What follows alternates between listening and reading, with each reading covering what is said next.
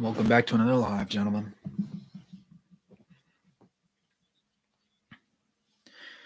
Here we are enjoying another rough day. What's up, Jackson?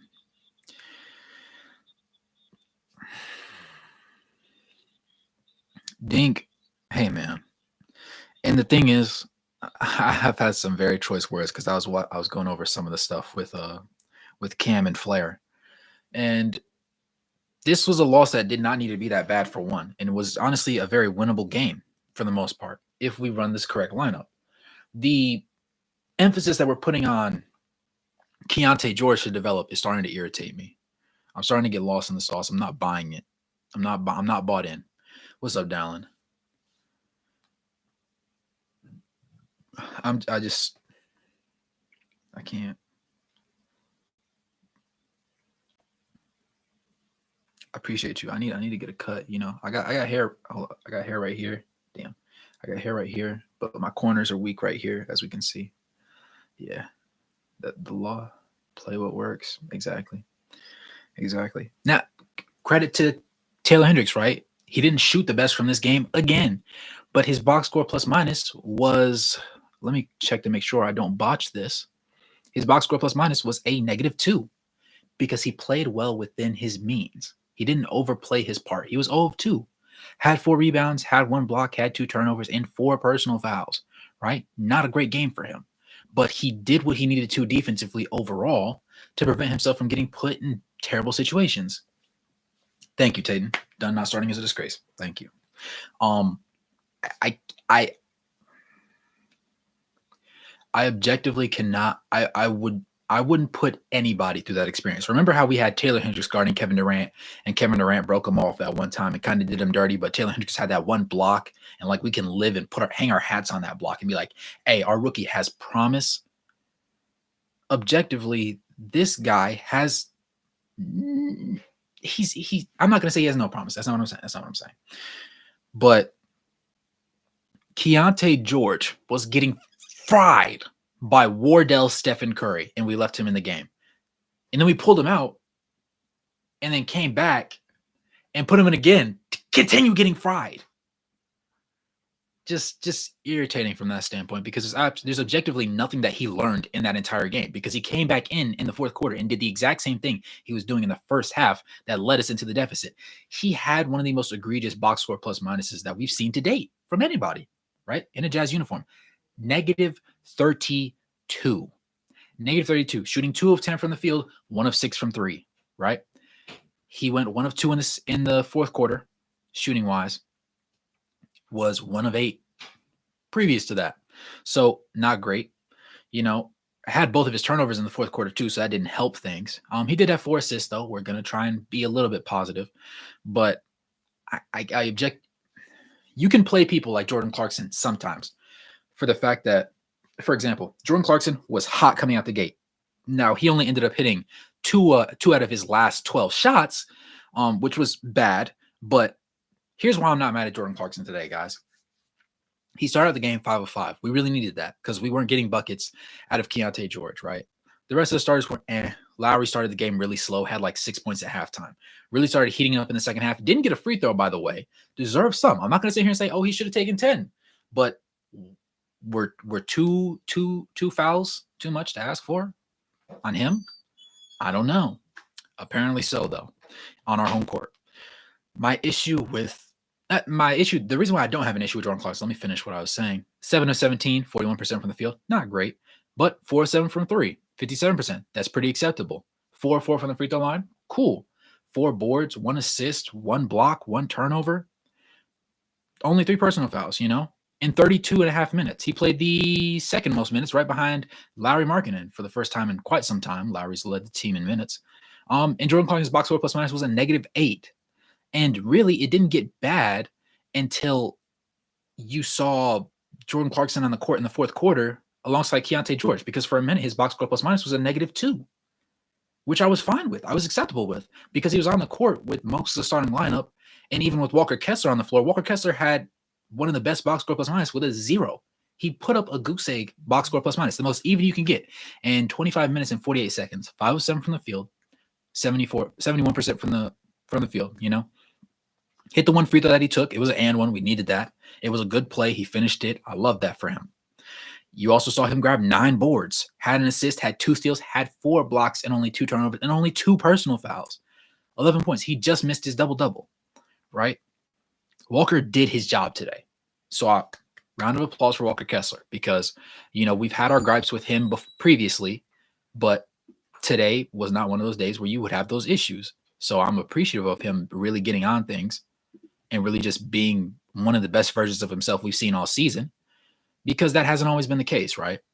But the story of today, unfortunately, is the fact that we ran a piss poor lineup, for lack of better phrasing, that involved Keyonte George getting minutes he should not have been on the court playing in, because the objective of playing a rookie in poor situations is so that they can learn and get better, right? If you play him in the first half and he's getting fried, and I'm assuming that in the locker room you have a conversation, you tell him how he needs to be running the scheme. I'm assuming we know we're playing against the greatest shooter of all time. You know not to go under a screen. You know not to sag off. Explain to me why when he crosses the half court, we're not above the 3-point line. Why are we beneath the 3-point line? Why, when a screen comes, do we allow ourselves to get caught over the screen? We don't fight over. We don't call for a switch. We say nothing. We just get caught on the screen, or we sink with the roll man. Why are you sinking and leaving John Collins to contest? Make the screen take you out of the play, right? If you don't, we know they're known for screen action. That's what they do. That's the Warriors' experience, right? A million screens in a die-hard 3.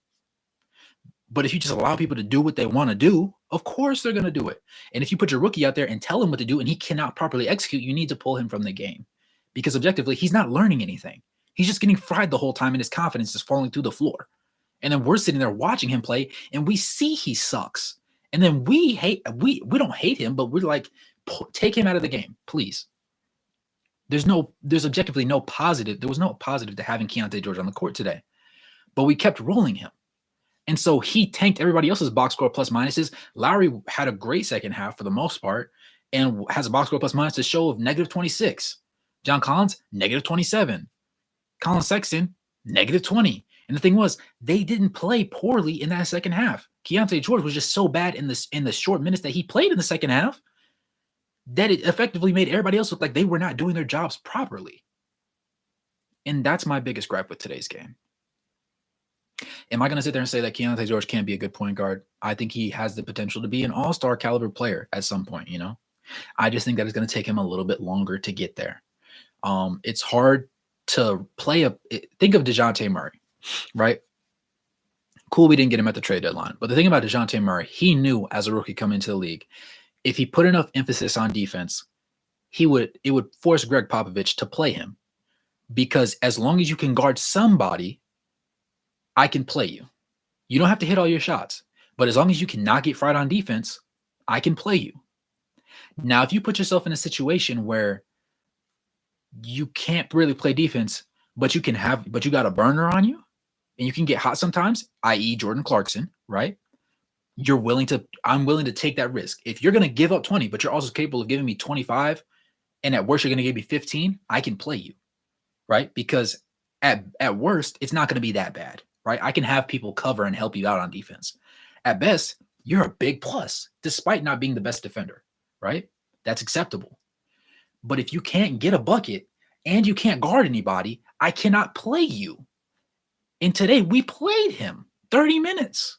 And you can't do that because you're effectively conceding the game to the greatest shooter of all time and a team that you're going to have to fight to be in the play-in. I thought we were a playoff caliber team. After the trade deadline, I was pissed. I'm not going to lie. I was looking at it it made me not hate the game of basketball, but it made me really look at things from a very emotional point of view, not an objective one. Objectively, Danny Ainge did what he needed to do at the trade deadline.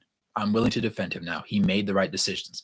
I might not love them, but ultimately, it's kind of like eating Brussels sprouts or your vegetables. They don't taste good. You don't love them. But ultimately, eating your broccoli every day is going to be better than eating a cake for breakfast, right? Just is what it is. We love sweet things. We love to have it now. But sometimes it's better to just do the correct thing despite how it makes us feel about things.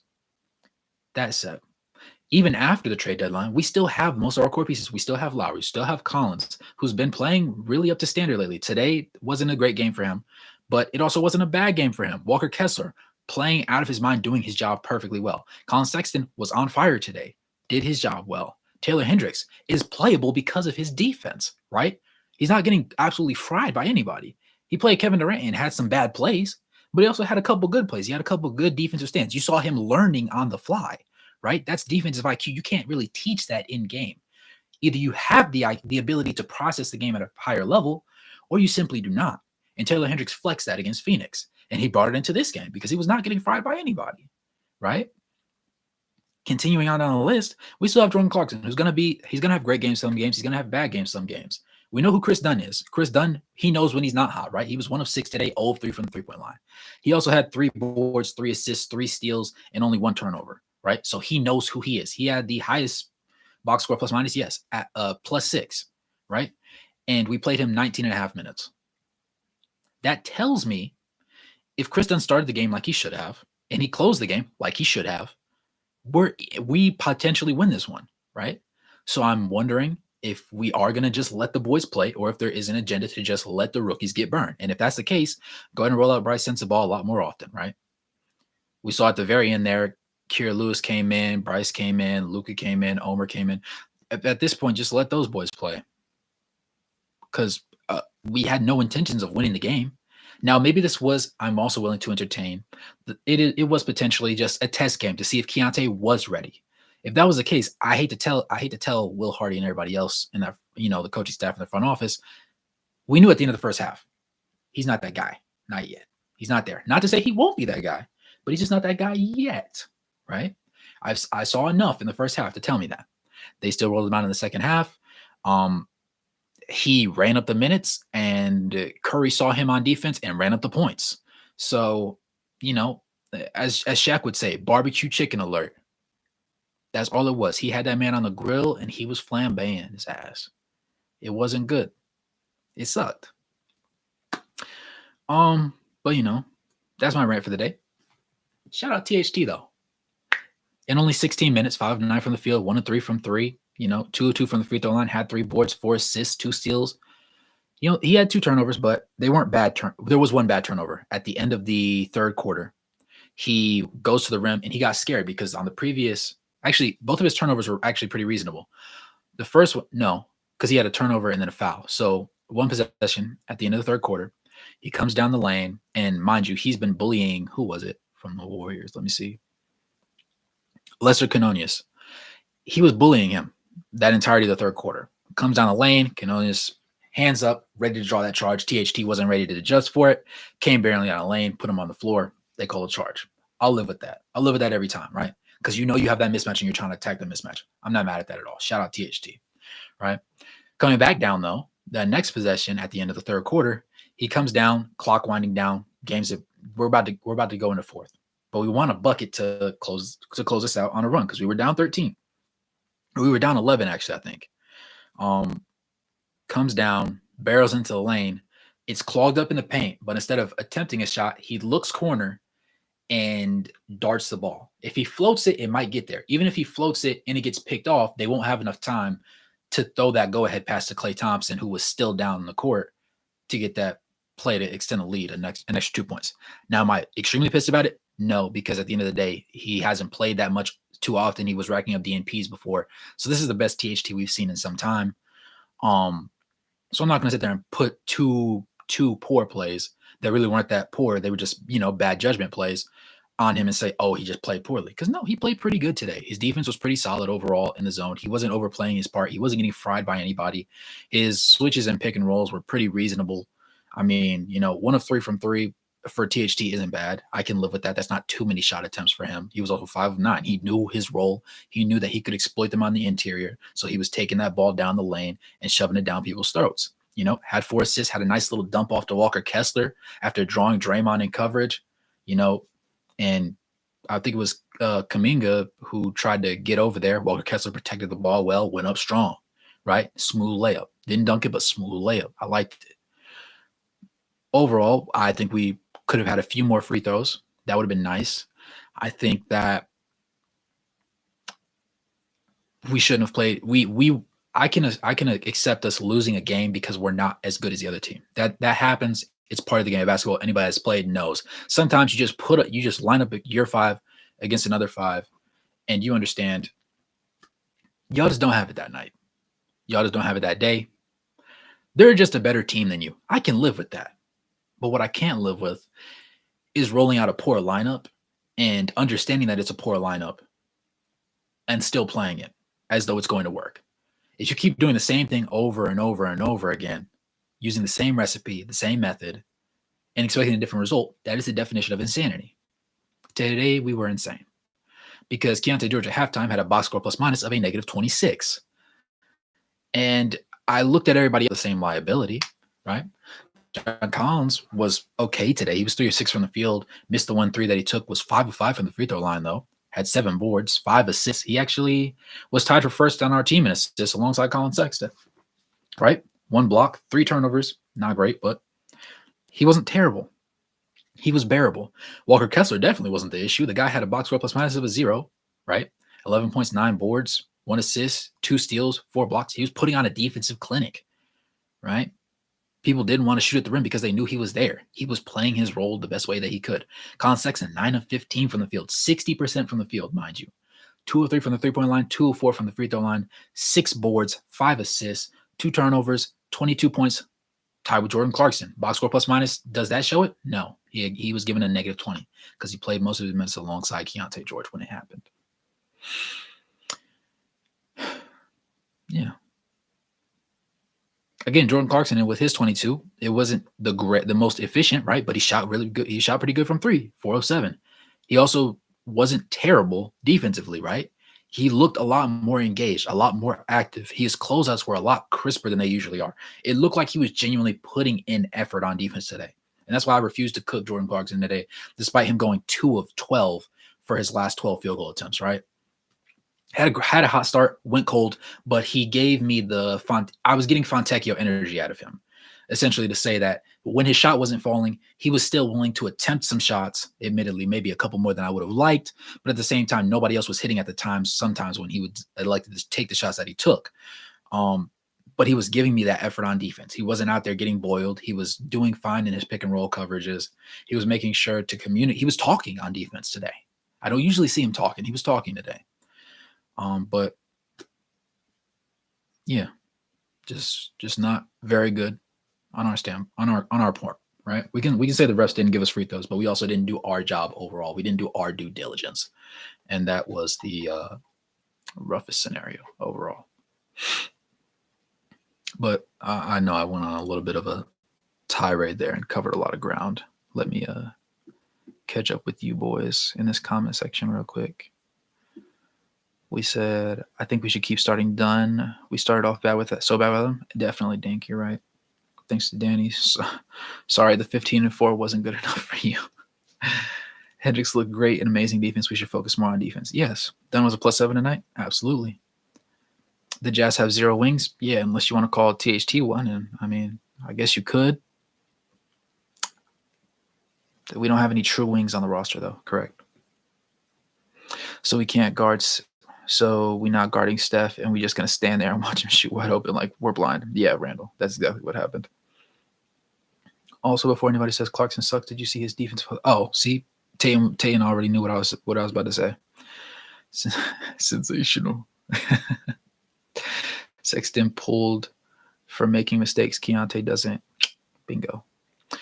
Late game. Larry is just so good. He played a lot better in the second half than he did in the first half, right? First half, I think he only had 6, maybe 7. But second half, he refused to be denied. Draymond was getting handsy with him. He took it personal. He took it personal in that second half, and I appreciated that. It wasn't enough, but he was a lot more aggressive on offense. He wanted to hunt his shot a little bit more. He was willing to get a little bit more bump offish. He was setting screens like he meant to set screens. And I like to see that energy out of Lowry because it's not something you see often from him. He usually makes the right play. He usually takes the right shot. He's been low-key developing that off the dribble game. It's not great yet. It's not perfected, but I'm seeing some more growth. And that's going to do wonders for us. Maybe not this year, obviously.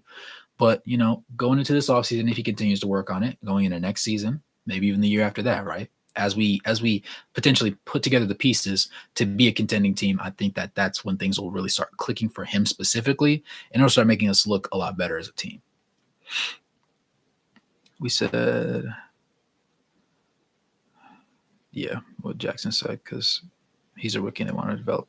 He didn't learn anything today. That's what pissed me off the most. Jazz have a point guard issue because dumb players like Hendricks need help. What do you mean by that? What do you mean by that, Dell? Can Jazz make plans still? I think it's still potentially possible. The likelihood that they roll out it's going to come down to what players we decide to play. I refuse to be convinced that we don't. I think we win this game if Dunn starts, and say you swap Keyonte and Dunn's minutes, right? Say Keyonte plays 18 minutes, Dunn plays 29. I don't see a world where we lose this game. And if we do, right, we're playing in a much tighter game, right? I can live with that. That's acceptable to me. In a world where you're just sitting here getting fried the entire time, he's not learning anything. If you pull him out of the game, coach him up and tell him what he needs to do, and he still can't execute it on the floor, he's not learning anything. You can't keep putting him out there because he's just going to keep getting cooked. And that's what happened all the time when he was out there. Just 30 minutes of straight belt to cheeks, just getting a whooping the entire time. Trey set us back like 2 seasons. It was rough. It was rough. Traded both wings is a clear tanking move. Yeah. Hoopsner is going to make a video today about how great Keyonte was today. I'll put money on it. If he does that, I'm not going to lie. That would be some very much pandering action. Like, I'm partial to Collin Sexton. Everybody knows. I'll tell anybody I'm partial to Collin Sexton. But when Collin Sexton has a bad performance, like when he was 1 for 10 that one game, I didn't cut any corners. I let him. I said, no, I ain't never seen this from you. Like that's crazy. But you got to be consistent. Give everybody a consistent shake, right? A little bit of bias never hurt anybody, right? Some people have, like how the fan base has a bias towards Jordan Clarkson. When Jordan Clarkson has a bad game, I'll roast him religiously. But I also give him credit when he has a game like this, where he doesn't shoot the best, but he does other things to affect the game that allows him to be an overall slight negative to slight positive player. I can live with that. Other times, there's other people that have issues, and we can't just not address them. They need to be addressed. Because if you refuse to, at some point, there's an accountability problem within your locker room, and that just sinks everything. I think the biggest thing we lost at the trade deadline, aside from the pieces individually, was the chemistry. Because even when we roll out certain lineups, you see a lot of guys not properly communicating because they've never played together in that lineup. THT hasn't been in a lineup in forever, right? But THT practices with everybody for the most part. Taylor Hendricks, despite not having practiced with a lot of these guys, having been assigned to the G League team, he's still making the proper rotations and communicating really well, which credit to him it's hard to do. A lot of people are going to sit there and say, oh, he's not scoring a lot, so he must be a bust, right? People were even saying that in our comment section, like if he was that good, he would have been playing. It's like, okay, well, he's not a playmaker, right? So he can't take Olynyk's role and be the hub of the second unit's offense. That's not going to work. We're paying John Collins too much to bench him, right, and have him collect DNPs. So where are the minutes coming from? You can't take it from Fontecchio because Fontecchio was playing decent, right? Speaking of which, he just had like 20 and 9 in his first game off the bench for the Pistons. Shout out Fontecchio. I'm so happy for him because he deserves the best. But, Taylor Hendricks is finally getting his opportunity, and he's showing me why I out of the 3 rookies that we drafted, he's the one to me that has the highest ceiling. He has the body. He has the defensive mind. You can build an offensive game. You can't teach somebody that doesn't want to play defense how to play defense, right? Everybody wants to be the star of the show. Everybody wants to get the bucket. Everybody wants to get paid at the end of the day. Defense isn't really appreciated. I was talking to Flair in Discord earlier today, and he was talking about how many games recently we've given up 120 plus points. And it's like, fair play, you can sometimes give up that amount, but you also have to be capable of scoring that amount. And if your guys are sitting there giving up buckets and they can't score worth anything, it's not going to work. It's just not going to work. We said it looks like they're tanking and not making the play-in tournament. Writing is on the wall. It's smart not to cling on false hope. Yeah, but it also sucks to see everybody running in like just pointless lineups, honestly. I really feel like they're holding Sexton back with the minutes. There's no reason any guard should play longer than him. I haven't seen a reason for anybody to play more minutes than him. If you want to argue that Chris Dunn can, because Chris Dunn's a better defender and he sets up the offense better. There are games where he is objectively a better player to be on the court than Collin Sexton. If Collin Sexton is shooting poorly, he's also going to be a slight liability on defense, right? We know this. The energy's always going to be there, but he's always going to be slightly physically outclassed, which is why I can see people say Chris Dunn should be on the floor, right? There's some days where Jordan Clarkson is super hot. And if you want to sit there and the fourth quarter comes and Jordan Clarkson's hot and Collin Sexton is not, I can understand pulling Clarkson over him. But there's no world where I see Keyonte George playing so many more minutes than Collin Sexton. I understand the development part, right? Completely understand it. I believe in it. I'm a proponent for it, but not in a game like this. There was nothing Keyonte learned. You just basically had fans pay for 30 minutes, right? That 30 minutes of their tickets where the Keyonte gets fried by the greatest shooter of all time show. That's what it was. Chef Curry. They had Steph with his grill kit on. He put it on a simmering low, and then they brought out Keyonte, and he said, oh, and he turned it up to high, and he proceeded to cook. He didn't even put the lid down. The flames was just sitting there bursting out the grill, putting the barbecue sauce on there and everything. And then they ate us afterwards. Yeah, it wasn't pretty. We all know it. Yes, both trades set us back 2 seasons. I like Olynyk trade. It was significantly worse, though. You're telling me Ochai and Kelly combined were only worth the first, most likely be 28 to 30. Yeah, that was a little rough. But it was because we decided to make that move low-key, Tayton, that makes me think that we're not necessarily committed to tanking, because I don't see why we would want 2 draft picks. We would fight so hard to get 2 first round draft picks in this draft, and then like basically trade for the one and then tank so that we can maintain ours, knowing that we're going to have to give up next year's pick when it's going to be a much more worthwhile draft to pick from, basically. And a lot of people sit there and say and ask what we mean by weak draft. So a quick clarifier, by and large, like your top 5 is not going to be as high up and apart as they have been in recent years, right? The blend between the first and the 20th pick is not, there's not a significant enough gap, right? Whereas in other drafts, you've seen a lot of guys fall to like 18th, 20th. There's been even a couple second round guys that have like fallen under the radar, or they had certain things that just weren't ideal about them. But when they got drafted, they were in the right system to go ahead and succeed. And you've seen them do wonders. And so far, they have promising careers. The expectation with this upcoming draft class in particular is that they don't have as many of those pieces. There's the overall talent in the pool is not that high. So yes, there is a potential opportunity that you pick a second round sleeper or a late first round sleeper. But by and large, most people don't expect that potential out of most of those guys, so to speak. So that's what we mean when we say, this draft class is weak.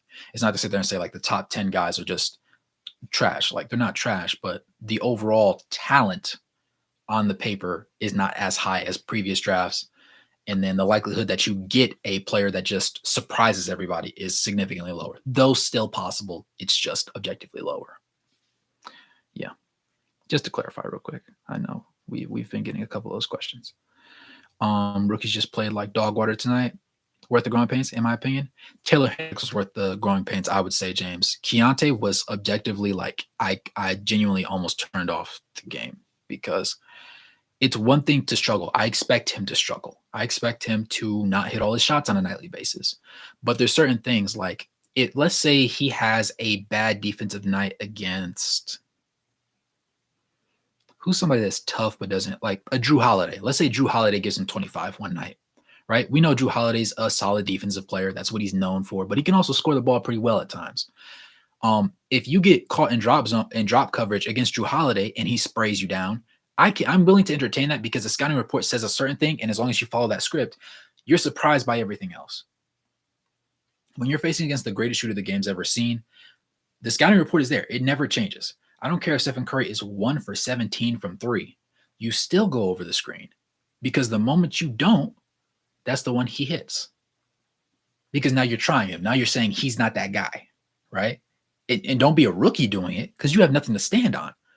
He looks at your numbers. He looks at your shooting splits, and he says, I shoot higher from 3-point range than you do from the field. We're going to have fun tonight. And then he puts that paper down on the bench. and then he proceeds to cook you the entire time. That's not a great look. But that was what we got today, unfortunately. Trading Tech was the right choice, but KO Abaji trade was idiotic. Hendricks could have played Tech's minutes. Yeah, I understand why we traded Kelly Olynyk, because effectively we would have had to pay him at the end of the year, even though Abaji wouldn't have had to get paid at the end of the year.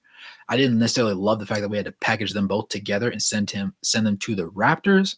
I thought that KO was probably going to get traded to a contending team, but if that was the best offer that was on the table, I can see them going ahead and forcing the issue, just because you want to go ahead and clear those contracts.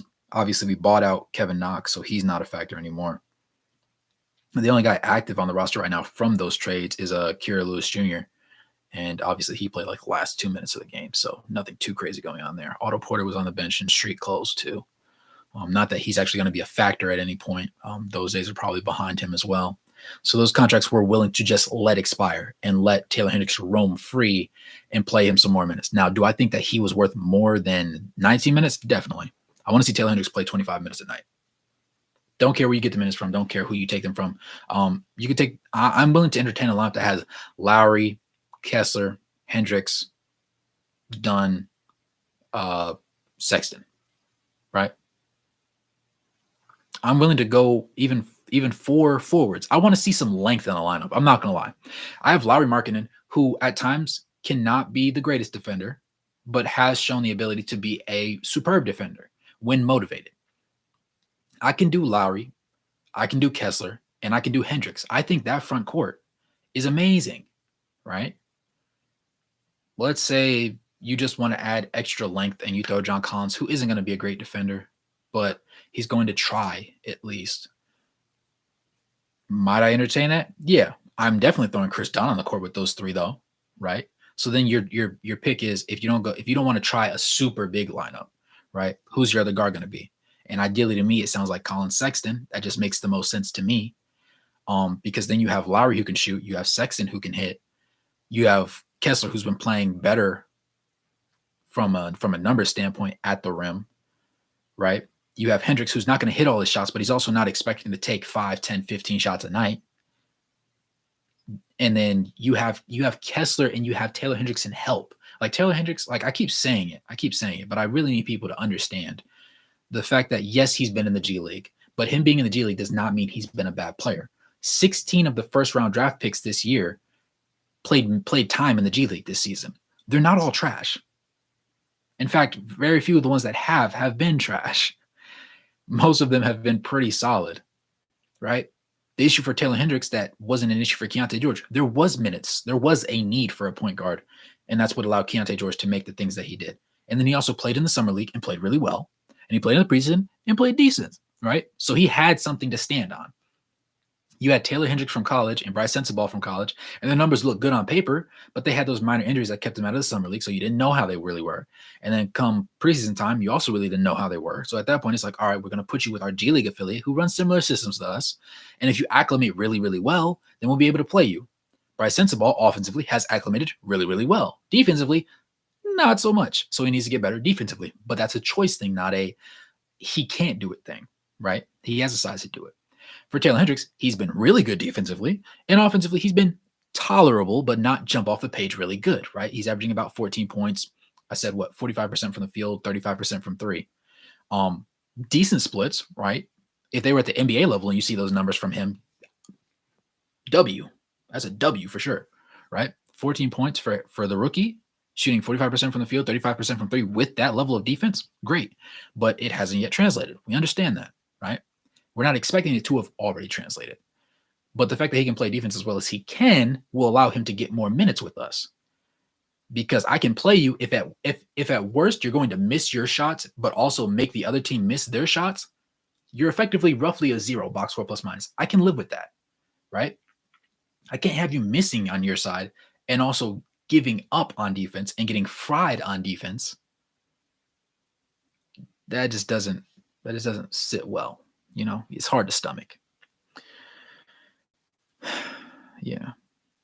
You said, bro, I really wish Jazz fans had some good patience with Hendricks, bro. I've never seen a dude with such a short leash for a fan base. Yeah, he's getting some very interesting things. You said we should play Bryce more. He looks good in the G League. Yeah, I'm looking forward to it. Honestly, I'm a proponent for Bryce getting the opportunities that Keyonte George is playing. If we're gonna start Keyonte in a situation like this, I hope this is his last start of the season. To be quite frank, because he plays good in spurts, but we've understood previously in like the 11 to 13ish games that he started in like that really rough patch at the beginning of the season after THT's first 8 games, we understood that Keyonte George wasn't that guy yet, right? If this was a test game to see it, oh, we know he's not that guy yet, right? So go ahead and sit him back on the bench. It's okay. I mean, it was terrible, but it's okay. We're gonna live with this one, right? It's not. It sucks because to be in a play-in team, we have a tough strength of schedule, and we play 4 of our games against the Warriors. This is the first one, and we got packed up. Right? We don't want to get packed up ever again. This was a home game. So you definitely don't want to get packed up. But here we are. We roll with the punches, and we'll do what needs to be done. Bryce Sensabaugh, I think he will score the ball better right now than Keyonte George has been. Will he play make similarly? I'd say so. Keyonte George has some games where he has 4 or 5 assists. He has other games where he has 1 and 2 assists. I think Bryce Sensabaugh is roughly in line with that. And Keyonte George was so poor on defense today. I don't think Bryce Sensabaugh can really play much poorer, even if he tried, honestly. So from that standpoint, I think Bryce Sensabaugh might be he's worth a shot in the dark at the very least. If we're going to sit there and play somebody more than Collin Sexton, at least make it something entertaining, not make it something predictable, right? Keyonte George became a predictable thing today, and that wasn't good.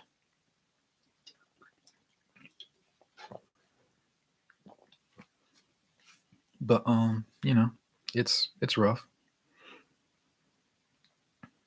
You said horrible game to pick a test, though. This game decided the rank for 10th and 11th in standings. Yes, that's also why I hated it. Do a test against the middle of the road East team. There you go. How many picks does Danny need?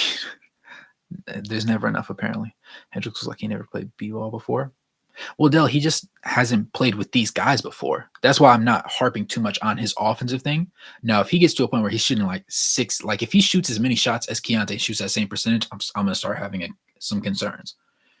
But right now he's trying to find his niche area, and we're only playing him in the teens. Like, I think the last game he played 17 minutes and 30 seconds. So we're not playing him a significant portion of the game. So he's just kind of we're just kind of trying things with the lineups and just seeing where he can fit in. So he doesn't really have a home yet. Now, once we find him a home, I don't expect him to play like Ochai Agbaji did, right? That would actually be irritating a little bit because I think he has really the most upside out of all 3 of our rookies. He has the body to do it. He has the defensive mind to do it. Offensively, he just needs to make sure he's in the right place to make the right plays. And if we reach a point where we can find that niche role for him in the next 10 games and the rest of the season we don't see him make improvements, I will be biting my nails, because then that means I'm not going to slam the panic button, but it's going to be like, oh, maybe he's a little bit more of a project than I thought he was, kind of thing. He wants to pick all 30 picks in the 2035 draft. He won't stop until then. Basically, Tatum. And just praying the NBA allows high schools to enter the draft in 2 and 3 years. So be like 2 drafts in 1. And Jazz will have 3 picks. I get it, but enough picks is enough. Yeah, you said that more than anything. This game was cringe, Andrew. Yes. Yes, it was. Feels like there wasn't true defensive assignment every time we play. Yeah. His rebounding and defense say otherwise. Yeah. Giving a pro wrestler a bad gimmick on purpose and wanting to make it work. That's the one, Zay. This is what they come up with after 4 days off. I'm not gonna lie, it's crazy. Yo, honest man, do you think the refs had anything to do with this one? I'm not saying I think they did, just looking for your honest take here. Yes, I didn't want to harp too much on the referees. I think it's insane that Lowry had 0 free throws today, considering he played the most minutes at anybody. And we know how Lowry plays. We know where he can get to the rim. We know the shots that he's taking. And if we're going to give, Klay Thompson that one foul where Chris Dunn runs up on him as he's curling around the screen and he shoots, he doesn't shoot and fade into the direction he's shooting, right? Into the way that he was running. He shoots and jumps backwards into Dunn, and they gave him the foul. It was a late whistle, and they gave it to him. The no calls irritate me a little bit. When you give somebody a call that apparently it's not supposed to be getting called anymore, right? They're not supposed to get that one. If you jump into the player, you're not supposed to get that call anymore, but they gave it to him, and they gave it to him late. you can ask Flair and Cam, I went ballistic because that should have never happened. And I'm a big proponent for don't beat yourself. If you're going to lose, let the other team be better than you or force the refs to beat you. And today we kind of beat ourselves with the fact that we put Keyonte out there for so long. So I can't completely jump on the refs' backs. But yes, the refs were a big problem for us as well. Side note, don't get it mixed up. Sexton regressed to the beginning of the year a little bit. A little bit, yeah. What does it take for Kessler to play 30 to 35 minutes? I'm wondering if it's an injury concern thing right now, Dell. I'm not gonna lie. Because we know what Kessler is. Maybe it's the fact that maybe he might be injury prone and they just don't want to throw him out there to get like damaged, especially in games like this where apparently we had no desire to just win it outright. But at the same time, I'm hoping that when we do genuinely have the pieces where we think we're a playoff caliber team and the expectation is to be a playoff caliber team, I don't see a world where he doesn't play around 30 to 33-ish minutes a night, right? I would say 28 is the lowest minutes he should play in meaningful games. I don't see a world where that makes sense not to play him 28 minutes. Even in the lineups that I see us roll out, I still think that he should be on the court playing because his role is that niche. Now, I think maybe his lack of shooting is also slightly problematic, right? His free throws percentage needs to get better. That's another thing. And as long as he continues to finish strong at the rim, I think he'll consistently play more than 25 minutes now that he's a starter. But I want him to get back into the role where he was at the end of last season, where we were playing him like 33-ish minutes a night, and we were seeing him get consistent double-doubles, stack up the blocks, and just look really good. I don't think there's any realistic reason not to see him in that situation again, because he's definitely capable. Hendricks making mistakes is understandable. He's played maybe a total of 30 minutes against starters. Yeah. Oh, yeah, Jackson, man. Y'all drop a like. You already know. Did you see anything encouraging at all in terms of making the play-in or nothing really? Walker Kessler was my biggest immediate positive, right? Him being rolled out in the lineups that he was and still managing to be dead even and finishing strong at the rim was a big thing for me because remember, his consistency has been a concern of ours. Also his minutes, but he was able to do a significant amount in the minutes that he did play. Sexton was extremely efficient in his game today, which was promising because lately he's been having a lot of middle of the road games. He also hasn't been playing a significant amount of minutes. Again, today he only played 26 minutes. Did I love it? No, but he did damage in those minutes that he played, right? And he was really efficient about doing it. I was happy with that. That shows that he's still a consistent scoring punch. But we learned that again, this team goes as Lowry does. So if Lowry has a slow start, it's going to be a tough game to win. Now, this game would have been less tough had we run Chris Dunn in the starting lineup, because even though Chris Dunn shot 1 of 6 defensively, Chris Dunn was a lock today. Like he usually is. But when you can make a mistake and get it back on defense, that makes you a lot more playable because we're willing to live and die by the decisions that you make. Because even if you make a mistake, it's okay because we can come back. And I know that you're gonna take pride on the other end in trying to make sure somebody else makes a mistake to even out the scales, right? And Chris Dunn, credit to him, highest box score plus minus, +6. Was it a coincidence? I don't think so, right? Just solid defense, solid effort, and being locked in on both sides of the floor, even when your own shot is not falling. THT was also surprisingly promising to me. His awareness on the court was the biggest surprise for me today, mainly because usually you don't see THT making the right plays all the time for himself. We've known him to at times just be a barrel just rolling down the lane. We've seen him miss shots badly. We've seen him just do whatever it is, and then on defense get lost in the zones. But today, I'm happy to say that actually he had a pretty solid game overall. Defensively, there wasn't too many miscommunications on his part. He seemed to be confident on offense. He wasn't too petrified until like those last couple minutes of the third quarter where he did draw that charge, or where that charge did get drawn on him, and then he turned the ball over and it led to that easy Klay Thompson finish at the rim. But by and large, I was content with that. Do I think this team is capable of making the play-in? I definitely think so. But we objectively cannot if we roll out this lineup again. Like, if we roll out this lineup again, we might as well just go ahead and shut down Lowry and let Taylor Hendricks run the rest of the season against starters. because Taylor Hendricks is gonna learn more against starters than Keyonte George has against starters. That's what I'm coming to understand. Because we had the stint where Keyonte George played significant minutes against starters, and it didn't turn out well. We just tried it again today against the greatest shooter of all time against a team that has been not even surprisingly, they've been respectfully hot as of late, and they got after it and they outplayed us. And to add insult to injury, he didn't have a hot night himself. He didn't even have a decent shooting night himself. So it made him look like he was just terrible. And that's not necessarily the way that you want your rookie to go out. Do you want them to get quality experience? Yes, but quality experience does not equal getting clapped across 30 minutes. That's not experience. If you're progressively getting some good plays, some bad plays, you get fried one time, then you get back, you get a cool little 3-pointer in, you're celebrating, then you get back, and then he snaps you off. Like that's a back and forth. That's a give and take. I can live with that. But if they're just taking from you, there's nothing learned there. Like maybe from a tape standpoint, like that's all you can say. But in the film session, what do you say? He went under the screen right here. He went under the screen right here. He went under the screen right here. Poor contest. Poor closeout. No communication about the screen. Misses three. Misses three. Is that what you do in film? That's not productive. It was the same mistakes repetitively, and that's why I think that he should have been pulled out earlier. But there were definitely some promising signs.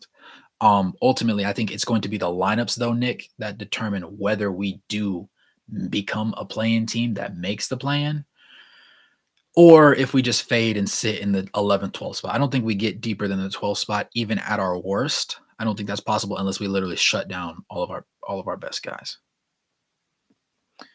But we're definitely not. Our ceiling is no longer the 6th seed. I'll tell you that right now. Our ceiling might be the 9th seed, probably. And that's with the help of some of these other good teams that are starting to get hot again, losing, right? Like the Lakers and the Warriors, who we just got packed up by. Because I don't trust the Mavs to all of a sudden be cheeks. They just retooled and got PJ Washington and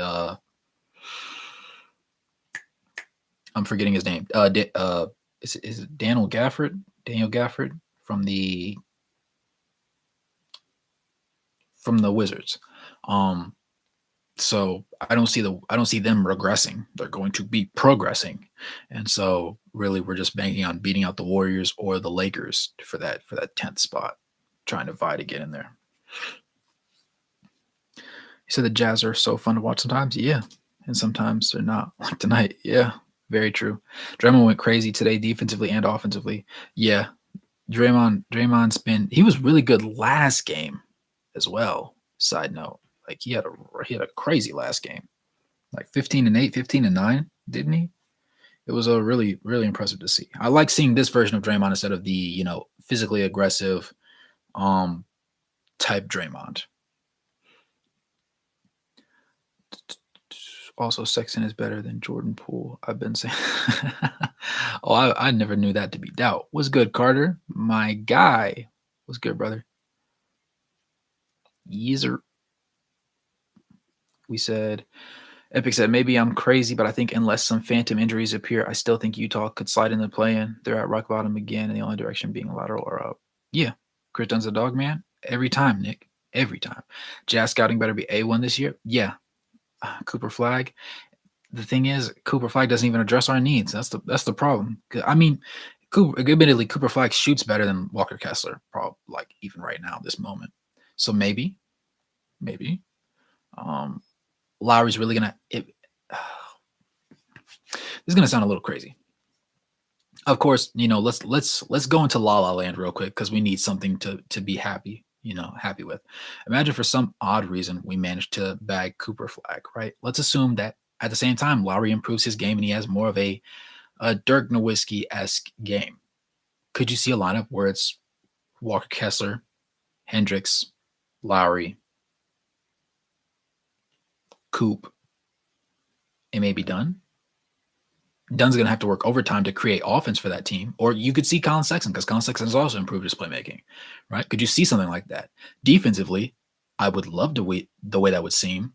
But offensively, that would be a little bit clunky because you're expecting Lowry to do a lot more. And Lowry's never been a LeBron James, Kevin Durant type ball handler.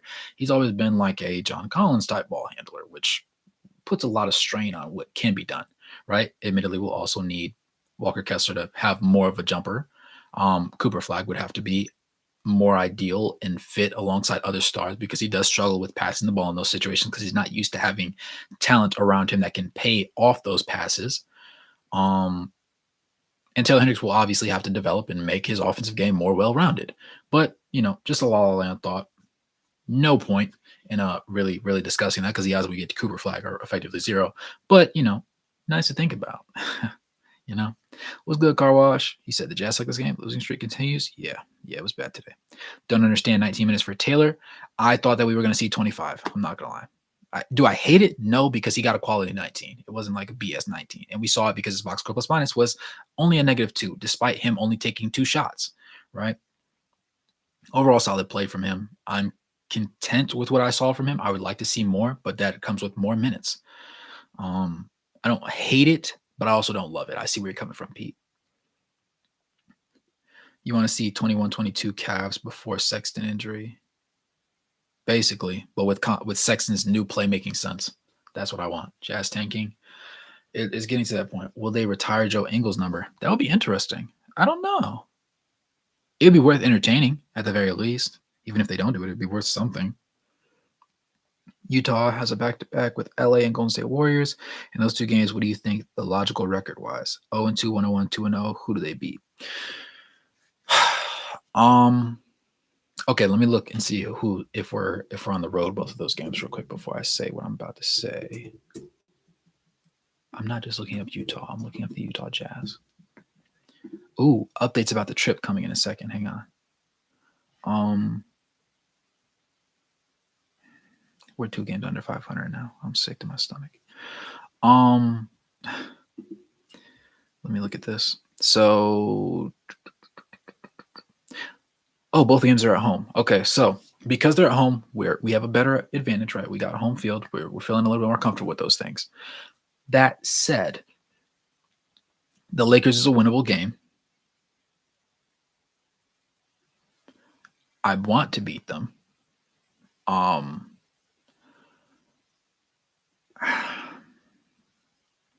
I don't know if we have the depth to outlast the Lakers. I'll say that. There's guys that should play, but the question is, will we play them? In a vacuum, if we run out the correct lineup, we have the ability to beat the Lakers, right? Similarly, we have the ability to beat the Warriors. Both these games being at home increases our odds. I say we split it. I would love for us to go 2-0, but the likelihood of that post-trade deadline, highly unlikely. We just don't have the team chemistry to clutch up in those those late game situations, I don't think. Just yet. I think it's going to take some more games to get there. But we're 2 games under 500. If we can split this, whether we beat the Lakers, I think we beat the Warriors the second time at home. I think the Lakers might have our number because I don't think LeBron's missing this game. And I think it's hard to beat LeBron when he knows he needs a win, right? It's late enough in the season to where the Lakers are starting to click. I think they're going to get the job done against us.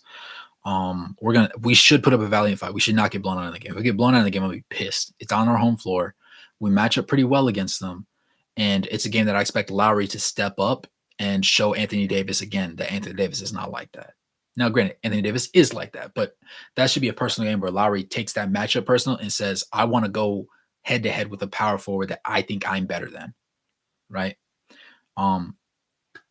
If that happens, regardless, I'm comfortable with whatever that game is, but we should start Chris Dunn the next time we play the Warriors, and we should beat the Warriors at home, right? We should split the series that way. I say lose Lakers, win Warriors. Then we have the Hornets, the Spurs at home. We have to win both of those games. There is no excuse. Handedly. F Victor Wembanyama, all that. We got to stand on business. The Hornets are actually a little bit better. They have Seth Curry and they have Grant Williams now, right? But we're at home. We got to handle business, right? I watched the Hornets play. We got to handle business again, right? Stand on it. We need those 2 wins. When we get those 2 wins, we can be back at 500. And then we're looking at the Hawks, the Magic, Heat, Wizards in our next 4, right? The first 3 games, Hawks, Magic, and Heat are on the road. The Wizards is at home. Wizards, W, right? Magic on the road, tough game, could be a W depending on how things are looking with our lineups and our rotations and our rookies, right? The Hawks, that should be a W. Regardless on the road, still should be a W. I think we are the better team even post-trade deadline. Heat, probably a loss on the road in Miami. I don't think that we have the edge there by any stretch of the imagination. It also depends on the injury report and how things play out that way. But the Heat retooled with Terry Rozier, allowing to offload some of those, playmaking responsibilities and just guard attacking responsibilities from Jimmy Butler. They have the edge right there. So we should realistically be probably at worst 2-2, probably 3-1, but that keeps us right around 500, right? So that means we should be at 500 or one game above 500. We have the Bulls next, right? At home. Belt to cheeks, handle Kobe White and them boys. Kobe White's been balling out, but not enough, right? Him and DeMar DeRozan, not enough. Handle that. Then we have the Nuggets on the road. That's going to be a difficult one, right? Because it's on the road, not at home. Not to say we can't win it, but since the trade deadline, we are objectively the worst team. So it would not surprise me. We play the Celtics at home. That's probably going to end up being a loss. Then we play the Hawks again. But that one's at home. So we're probably right there at 500 still. Then we have the Timberwolves. Two games in 3 days. And those will be both at home. That's going to be the weekend that I'm trying to come. So if I come that weekend, I'll catch that Friday night game against the Hawks. Or no, the Thursday night game against the Hawks. I think the 15th is a Thursday. Then that Friday against the Timberwolves and that Sunday against the Timberwolves again. So we're probably going to be 2 games under 500. I don't see a world where we beat the Timberwolves as strong as they are, despite them sliding a little bit in the standings. I don't trust us at home with a depleted roster. Now, it also, granted, that's roughly like 10, 2, 4, 6, 8, 10, 12. That's 14 games from now, right? That's 12 games from now. So in these next 12 games, could we get our rotation set up? Most definitely. Do I guarantee it? No, which is why I say we go ahead and drop those 2, right? Probably one by like 15, the other one by like maybe 8. Then we play the Thunder on the road. That's a tough game. Losing that one. So we're 2 games under 500 now. Then we play the Mavericks on the road. Again, rough game. We play the Rockets on the road. We need that one, right? Because at this point, we're going to be 3 games under 500. We need that Rockets game. Mavericks at home. Maybe we get that one, maybe not, but we're still under 500, right? We're still 3 games under. We have the Spurs at home. We have the Rockets home. Need both of those, right? So we're 1 game under 500. Then it goes Kings on the road. That's a loss. 2 games under 500. Cavs at home. I don't love that matchup, but I think we can get it done. That's 2 games. Let's say 2 games under 500. Then we have the Clippers on the road. If the Clippers are still hot, that's a loss. We play the Warriors on the road. That might be a loss, right? Let's say we split those Warriors games on the road. So we're 2 games under 500 still. Nuggets at home. I like those odds, right? 1 game under 500. Rockets at home. 1 game under 500. Clippers on the road. Another game under 500, right? I accidentally sat there and just ran through the rest of our schedule. So effectively, I just predicted we go 40 and 42, which isn't terrible, right? All things considered, like especially post trade deadline. But then it just still makes you wonder, dang, what would happen if we actually, didn't give up all our pieces? Do I think 40 and 42? Then the question becomes, do we think 40 and 42 is enough to, make the play-in? And I don't think it is, actually. If we win these next 3 against the Warriors, then yes, it will be, because the Warriors and the Lakers, we have to be better than one of those 2 teams. And if it's against Stephen Curry and his cast of up and down sailing pirates, and LeBron and Anthony Davis and D'Angelo, D'Lo just trying to be a better player because he didn't want to get traded and because he really wanted to play with his team, I'm taking the guys with 2 top 10 players. So I think the Lakers are going to be that team that's over us. I think we slide in at 10th if we beat the Warriors. Now, if we lose those games against the Warriors, right? Oh, it's curtain calls. Pack it up. Cancun early. But I'd like to still have faith in our ability, because it's not effectively over. You can still play meaningful games with this roster. And I think being in a situation where you have Taylor Hendricks, Lauri Markkanen, and Keyonte George and Chris Dunn and Sexton and all these guys, a lot of these guys have never seen the playoffs. So even playing in a play-in game is going to be significant because it's a game that matters to them. Now, I don't want to sit there and be celebrating like Patrick Beverly was when he was on the Timberwolves that one year when he took off the jersey and was swinging in the air and everything. That's not what I'm saying. But I want them to play some sort of meaningful basketball before it is expected for them to be good at a meaningful basketball, right? When you're in a world where you overachieve, nobody expects you to continually overachieve. But if you're expected to succeed and you've never been in a situation where you were expected to succeed, you no longer know, you don't know how to succeed. So when you lose, everybody's like, uh-oh, well, we finally gave him the pieces that he needed to be successful and he couldn't get the job done. Maybe they're not that good. Like, you don't want to have that conversation. So that's why, for me personally, I kind of wanted to see these guys play out. But I also understand, get some draft picks, get some expiring contracts that you don't care about the players, and go from there. I understand it. I don't love it, but I understand it. And that's the most important thing. That's my number one rule of thumb, regardless of any situation, any life-related situation, of course, anyways. You don't have to agree with anything anybody ever says, but you should always seek to understand them. Because if you don't understand them, you're going to end up talking circles around the argument. There's nothing to be learned that way. You got to be willing to make a conversation out of things and try.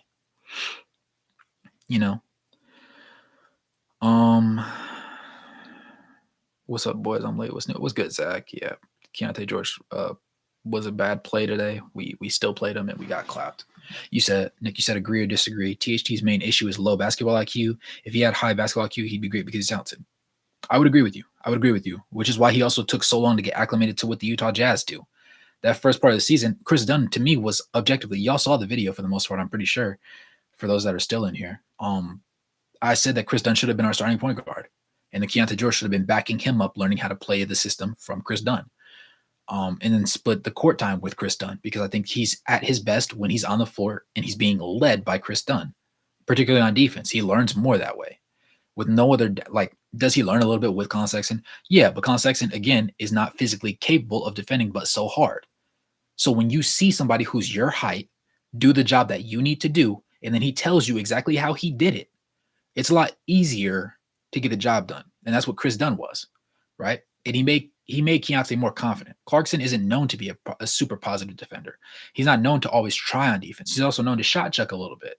So you don't really want Keyonte to develop those traits. You want him to take the correct shots, and if he misses them, okay, you're a rookie, right? You get the pass. You get the rookie pass, right? You can miss good shots. Now, if you just start shot checking and miss terrible shots, but if you shoot and you miss good shots, cool. We're willing to live with that. Defensively, you're okay to be kind of mediocre, right? You don't want to be complete cheeks, because then we start asking questions and scratching our heads, especially if you're not hitting your shots. But yeah, THT's in a similar boat where he just needs to learn the system. He had the same issue that John Collins had. John Collins could not learn the defensive situation worth a lick at the beginning of the year. And that's why come trade deadline time, they were like, hey, we're ready to ship him out, but nobody wanted him. So, and then he also increased his play, and shout out to John Collins. We appreciate him taking the next step. I'm happy with it. There's a kid out of Utah, Carlson. I think he would be a great fit for this Jazz team. Tall wing that can shoot. Interesting. I'm going to have to look into that. I want to look into that, Jackson. More minutes for Lewis. It'll be interesting. I'm wondering if Kira Lewis is worth keeping just around, because he doesn't have I don't think he spent enough time in college. I think that's what it was. Maybe he did, and this just is his ceiling, but I think there's a little bit more that he should be able to tap into. But I'm not also willing to overexpend myself to figure out what it is. Andy Larson locker room was the most frustrated it's been all year. I bet Epic. He just said that. Did Andy just say that, Epic? I'll bet. Most definitely. Do you understand the minute split between Clarkson and Sexton? To me, Sexton is better at this point. Definitely is. Sometimes Clarkson has the ability to just be that burner guy, and so they leave him out there. And he's also taller and longer than Sexton, so sometimes he just has the benefit of the doubt in defensive scenarios when he tries. He's also, being the longest tenured player, they know him the most, and so they're willing to, take a risk with him a lot more consistently. Even though Sexton is objectively the better player by most standards of the game, in my opinion. I'd be surprised if we had more than 36 wins. I think if we have us having 36 wins or less means we objectively elected to tank in my eyes, because there's no reason we can't be a 40-win team. Because I was very reasonable, I think, with my take. Maybe 38 wins. I'm gonna say 38 wins is our over under. If we have more than 38 wins, I'm happy with the roster. If we have less than 38 wins, we went tank mode, and don't ask me my opinion on the team because you already know my opinion on the team. I'm pissed, you know. But yeah. Remember, if we win a game Wednesday against the Lakers, we get a tiebreaker. If we tie them in the standings and make the play-in over them, if the refs allow it to come down to that, yeah, it's going to be a good one. We just can't beat ourselves. If we're going to lose, make the refs beat us. Don't make us beat us. Sarah Todd is saying the guys aren't happy at all. They're insanely frustrated at the deadline moves. I'll bet. They both just tweeted. Oh, yeah, I'm about to hop on that. Y'all about to catch that video tomorrow. Yeah, lock in. Good luck, State. Hey, Epic, DM me the tweets. Yeah, I'm about to look over those. About to drop a banger. Lakers win would be huge for tiebreaker papers. I could have told you that would happen. I predicted like months ago. Yeah. Did you really disrespect my Warriors again? I have Curry on speed dial right now. I can't believe you already forgot the butt spanking we gave y'all today. Shake my head. Sometimes one good spanking is good enough. Yo, Flair, just because I sat there and watched the game with you, nah, because you heard my foot. Like, y'all are getting the abbreviated version. I ranted in front of Cam and Flair for like a good 15 minutes before getting on the live. Like, I was in genuine pain. Like, like I was frustrated beyond imagination about Keyonte George, because I'm actively watching him sell, and objectively we left the baby lamb outside and expected it to beat a lion.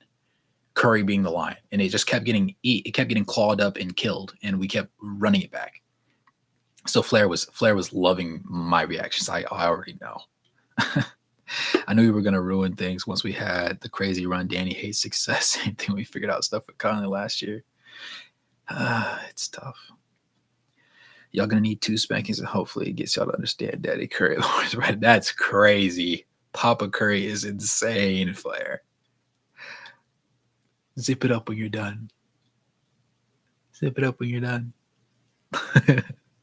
By the way, with Kyra Lewis, his first name is pronounced with I. Thank you, Kyra Lewis. The thing is, I objectively know that, and my brain just can't make the switch in my head. I keep thinking Kira like what's it called? Like from Death Note. How Light Yagami was called Kira. It's Kyra. I need to get in the practice saying that. Kyra.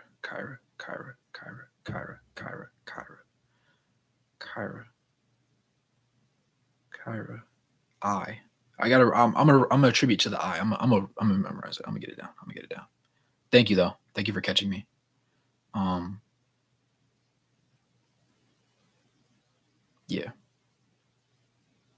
Yeah, for sure. Thank you for catching that, Epic. Thank you for the correction. Do you think we should have waived Kevin Knox? Do you think we should have gave him a chance? Do you like the decision?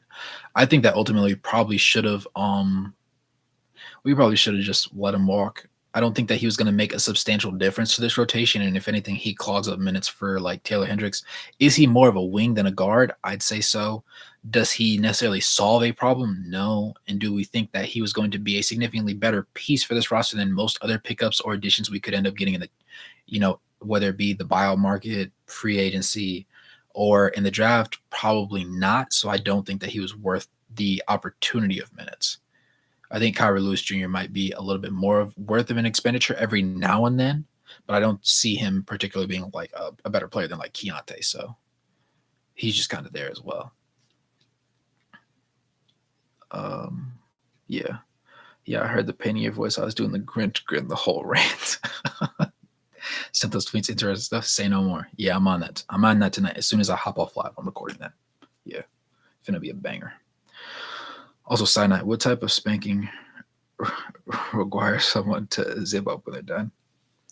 Oh no, you were enjoying Papa Curry, weren't you? You were enjoying Papa Curry. What he was, he was you were enjoying every bit of everything he was giving you, right? So zip it up when you're done, Flair. Zip it up. I mean, I understand, some curry has meat, but at the same time, have you had enough? Have you had enough? Just saying. But in other news, we let them shoot 48% from the field. They were literally 48 for 100, which is hilarious. They were 20-44 from three. Predictable.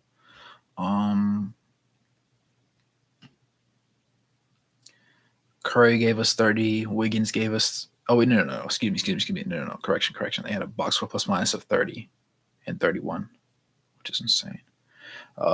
Wiggins gave us 17. Kuminga gave us 14. Draymond gave us 12. Klay gave us 26. Curry gave us 25. Klay led them in scoring, guys. He was 11 of 19. Curry was 9 of 19. 7 of 16 from three.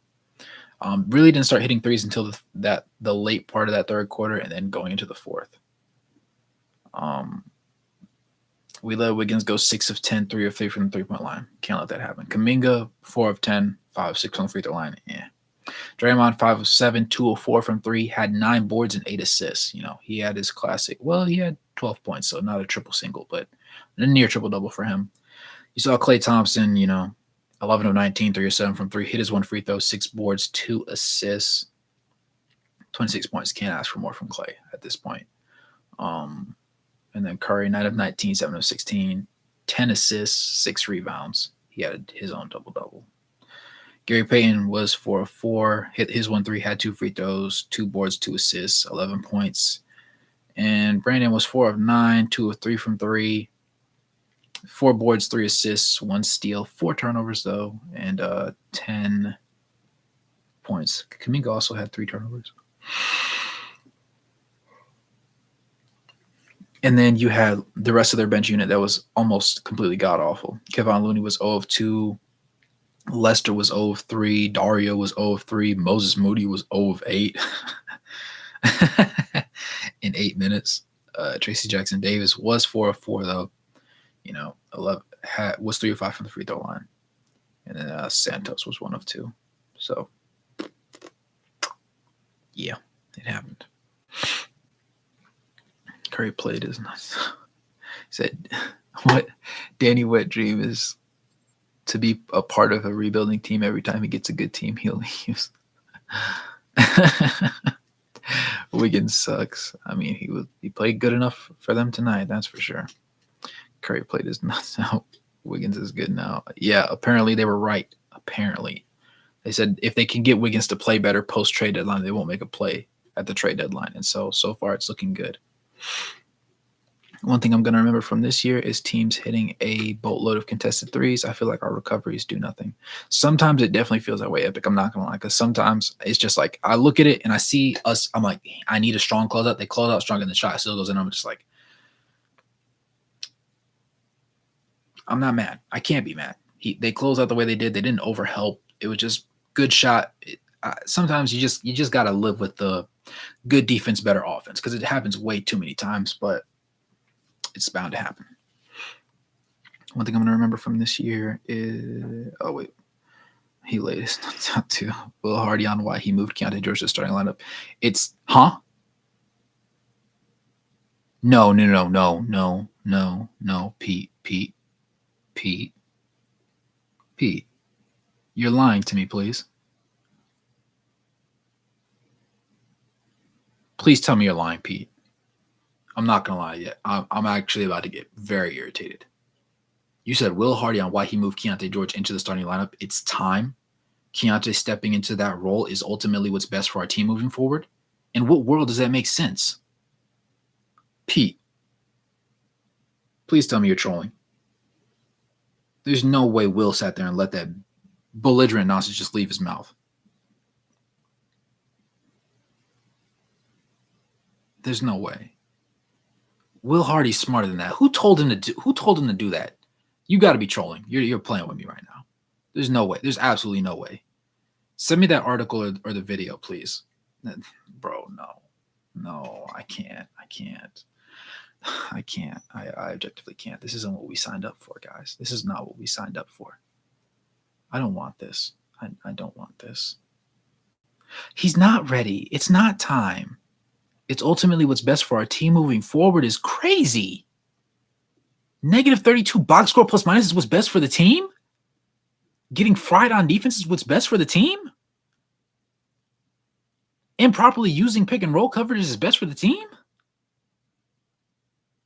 No. Will, there's no way Will sat there and let those. There's no way he let those words leave his mouth. I'm not gonna lie. That's actually crazy. That's actually like very disgusting. That's disturbing to me. All the Draymond haters should now understand is that guy for our team. Literally top 5 defense with them playing this season. I mean, he's been balling out since he's returned to the starting lineup. I've got to give credit where credit is due. Did Will play in the NBA? Because I was on the 2K and I saw Will Hardy and beat him, right? Hold on.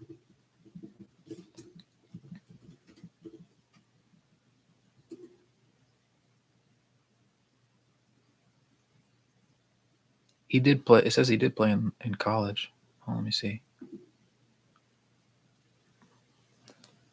He is tall. I'd be forgetting that. He's 6'6". Goodness gracious.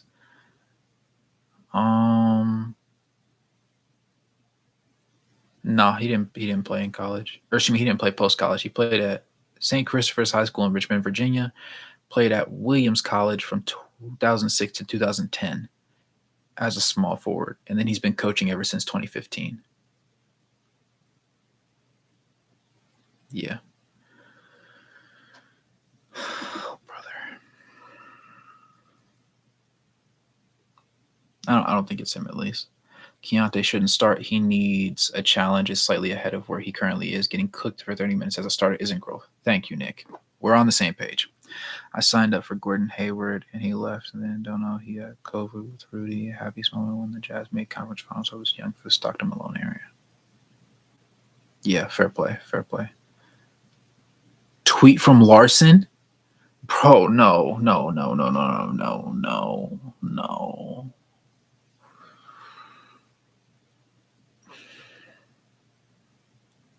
Pete, I'm calling your bluff. You're lying to me right now. There's absolutely no way. I'm about to go on Twitter right now. I'm gonna go on Twitter right now. I'm gonna hold on. The Larson. I'm gonna look this guy up. There's no way. There's no way I'm about to follow him too. I'm going to follow him.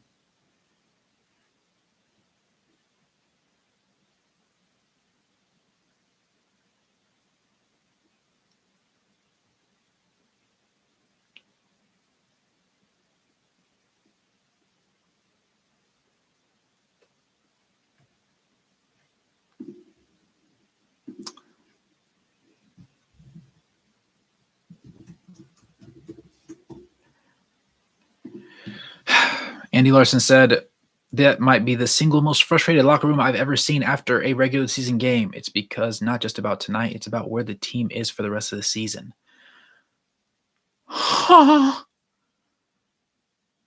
Will Hardy on why he moved Keyonte George to the starting lineup.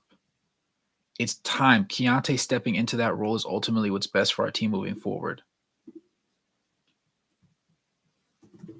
Bro, nah. I'm all capsing this. Who the hell told him to say this?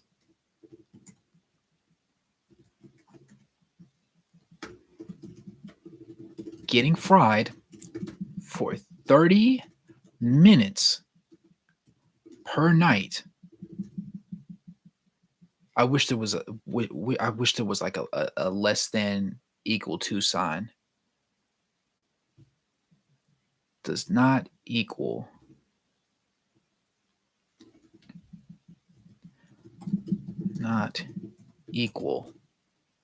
growth.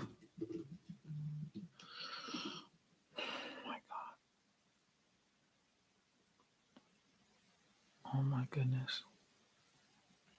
Oh my goodness.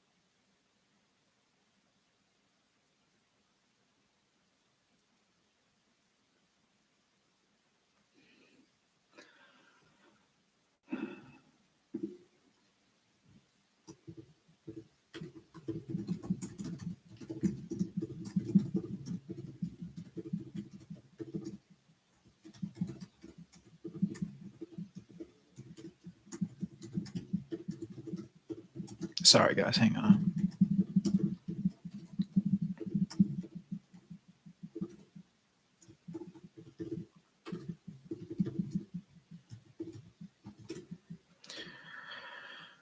Oh my God. He said one of those youthful, inexperienced games for Keyonte so far. He looks tired, playing more minutes than usual, and chasing Steph around screens and keeping up transition has him worn out. Gee, I wonder. I wonder.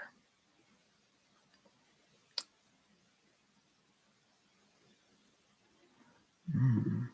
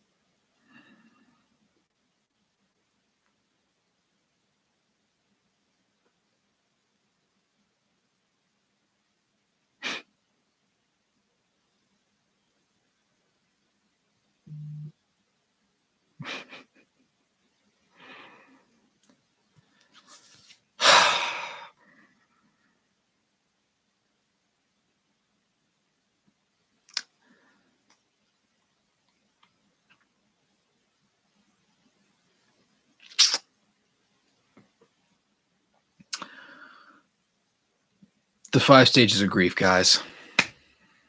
Hot dog. Hot dog, you know.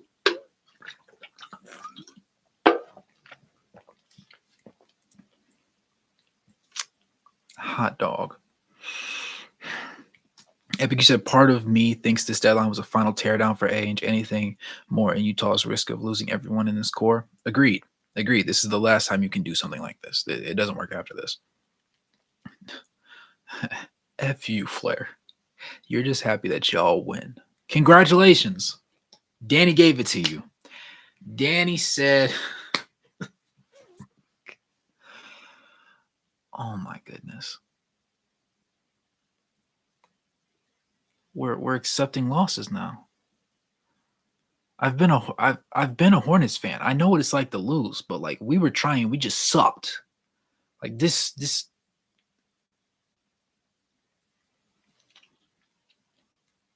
and they made him lie like that. Why would you make him lie? Bro, let me read this again. Will Hardy on why he moved Keyonte George to the starting lineup. It's time. Keyonte stepping into the role is ultimately what's best for our team moving forward. No, it's not. He can't play defense. He can't buy a fucking basket. Who is that the best for? You can't subject fans to this. Not at home games, at least.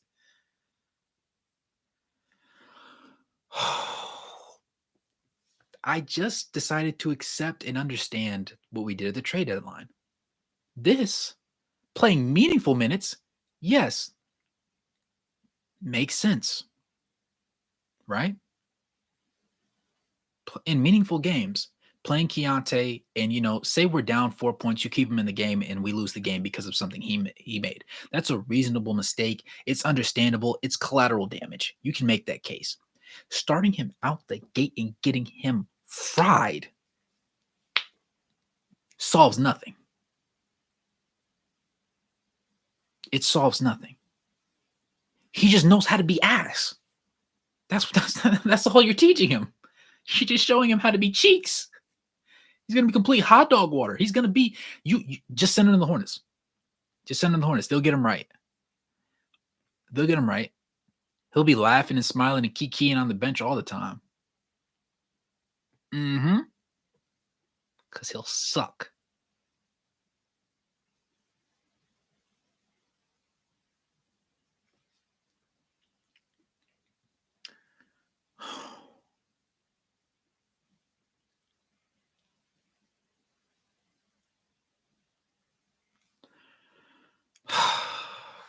Flair, you said also remember when you said, and I quote, I'm not worried about the Warriors in the standings. I wasn't. I'm not gonna lie. Chris Dunn is a starting point guard. I wasn't worried. I wasn't worried. It's over now. I can't win with this guy. I can't. I've accepted it. It's over, guys. We're cooked. We're cooked. They pulled that man Will Hardy into the higher ups office and said, I'm not gonna lie, we just made the trade and everything. Bottom out, please. We'll keep this year's pick. Maybe we'll get somebody. We'll lose next year's pick. And hopefully somehow in this weaker draft, we'll get 2 to 3-ish people that are potentially really good out of this weaker draft.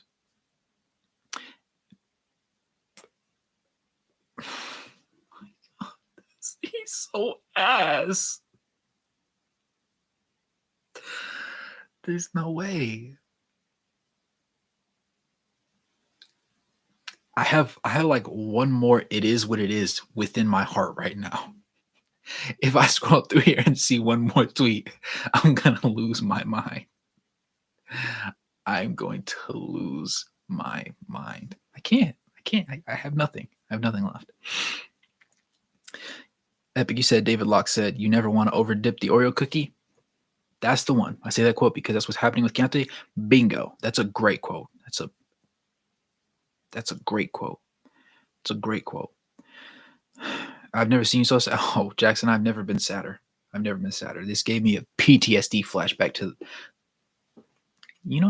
I was a Panthers fan when they had Jimmy Clausen at quarterback. We went 2-14 that year. That was the first year I started watching football, guys. I've been a Hornets fan for a long time until I couldn't take it anymore. I'm trying my best right now, but it's, you know what? We're free. We're free, guys. We don't have to worry about the games anymore because we know the outcome. We're free. They saved us time and money. They saved us time and money, guys. Great stuff. Golly. Andy Larson's tweet on Hendricks shouldn't be taken with that much substance. If he's a good shooter standing still, he's going to improve. He's missing while moving isn't a huge deal in my opinion. Yeah, I'm not super concerned. I mean, I guess it is slightly concerning just because he's a taller player, so it's more significant if he's on the move because there's like a lot more moving pieces at once. So I'm not super concerned about anything like that. He'll be all right. He'll be all right long term. Good stuff tonight. Even if it wasn't how you want. Yeah. Well, on a bad note, take it on a bad note. I'm gonna head to bed. Thanks, Jackson. Yeah, it's that time. I think it's frustrating is the amount of money I wasted on bets just for Mr. Daniel Ainge to tank again. Yeah, that part. Jazz fans like, oh boy, another top 10 pick. Then Mahone and cry when he has to play G League minutes. It's gonna be hilarious. Wait, you switch from one bad team to another bad team. Feel bad except all my teams suck too. Jazz reporters saying players were upset about the deadline. Understandably so. We lost brothers at the deadline. You could break dynasties with your fan powers. If you were a fan of Katie Warriors, they would crumble faster than I can even say dynasty. At this point, Flair, this is...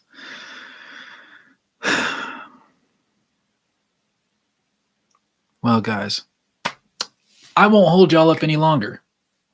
I'm going to, the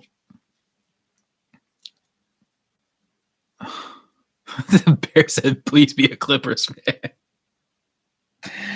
Oh, man. Stuff like this makes you just not like basketball anymore. You know what? It happens. It's done. It's behind us.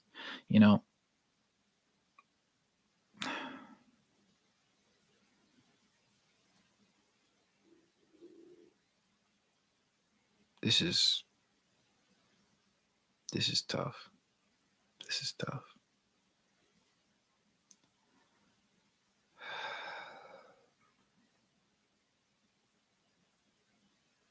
Valuing the 27th and the 2024 over controlling your own picks in 2025 is so short-sighted. Yeah, Flair and Bear. Yeah, this is a rough one, guys. But we've spent an hour and a half harping on this egregious show and display of basketball we just experienced. So I don't want to push out too hard. I'm always learning something I always enjoy. Catch you next one, right? Appreciate you, Mac. With that being said, I can't say I hope you guys enjoyed because I'm sure nobody enjoyed. Let's call a spade a spade. We had a rough outing tonight. The game was interesting at some points. It was nice to see Taylor Hendricks get some burn. It was nice to see that Collin Sexton had a good game. It was nice to see some fight in Lowry left. It's tough being a tanking team. It's tough to struggle the way that we're struggling. Shut up, Flair. Be quiet, boy. I'll put you in the house and make you wash the dishes. How about that? This is rough. I'll still be here, Jackson. It's just gonna suck the rest of this year. I'm not gonna lie. It's gonna be rough. It's not gonna be fun. I guess nobody really wanted JC as much as we thought they wanted. We're gonna want him, and a lot of needs ended up also getting filled, like when Quentin Grimes got traded away and everything. Bears a Warriors fan. That's what it is. I see. Yeah, go ahead and watch this VOD back, Bear, if you haven't been here this whole time. It's a whole lot of me getting mad at ourselves. But hope that this stream helped you cope a little bit with the loss, or if you want, I hope you found some hilarity and some comedy in me going through the actual 50 the 5 stages of grief. With that being said, it's been your boy Wraith Hoops. Hopefully there's better days on the horizon, but just like the players, as fans and students of the game, we're going through it too. With that being said,